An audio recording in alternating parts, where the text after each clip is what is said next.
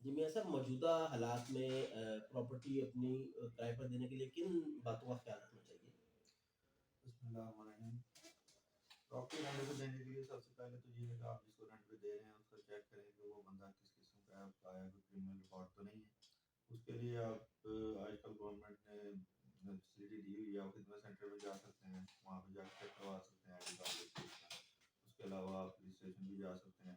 اس کے علاوہ ان کی ایک پنجاب پولیس کی جو اپنی ایپ ہے وہاں سے بھی جا کے آپ سرچ کر کے دے سکتے ہیں کہ اس کو کوئی کرمنل ریکارڈ ہے کہ نہیں۔ تو اس سے بہتر ہے کہ وہ کرایہ پہ دینے سے پہلے آپ اس بندے کا کرمنل ریکارڈ چیک کر لیں۔ اور دوسری جو مین چیز ہے، اس کے بعد آپ اس کا کرایہ نامہ تحریر کروائیں۔ کرایہ نامہ یہ لوگ کم مالیت کے اسٹامپ پہ کروا لیتے ہیں، وہ مسئلہ ہوتا ہے۔ جو ویلیو چل رہی ہوتی ہے، عموماً آج کل 1200 روپے کا اسٹامپ لگتا ہے، تو اسی پہ تحریر کروائیں۔